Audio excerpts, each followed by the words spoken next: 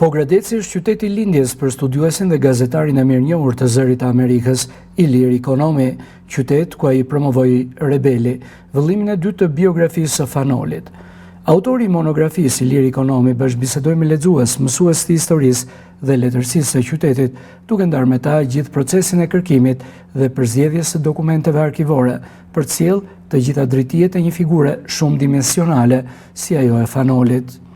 Është një titull që i përshtatet shumë mirë Nolit, sepse ai në fakt ishte rebel.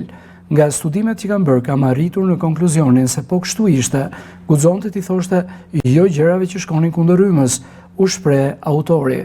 U bën përçapje për të vendosur kufirin në disa zona që ishin problematike, ku kufiri nuk ishte përcaktuar dot në terren. Dhe një nga këto zona ishte Lini, gatishulli i Linit. Dhe disa nga këta anglezët e famshëm në atë kohë, ky koloneli Harold Temperley, dhe ky ka shkruar dhe kujtime të hollësishme për çka bërë në Shqipëri, ky mendoi që Lini duhet i jepet Shqipërisë, sepse rruga që vjen nga Lini e deri në Pogradec,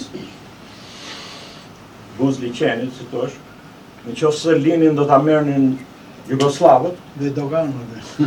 Jo, ata do kontrollonin rrugën që kalon Lin, që është afër Linit.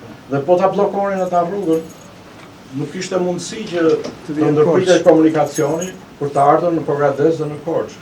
Kështu që ata thanë këtë do ta marrin shqiptarët. Dhe kështu ndodhi që gatishulli i Linit ju la Shqipërinë. Viti 2025 shënon 60-vjetorin e ndarjes nga jeta të Fanolit, një figurë e rëndësishme poliedrike për shqiptarët, intelektual, politikan, përkthyes dhe veprimtar. Librat e Ilir Ikonomit nxjerrin me qartë këto dimensione noliane, të vendosura në kontekstin e asaj kohe, jo të lehtë dhe të dokumentuara përmes shkrimesh e gazetash të kohës, letrave apo arkivave. Në aktiviteti ishte i pranishëm kryebashkiaku Xhakolli, ndërsa moderimi i tij u bë nga Flori Karaj.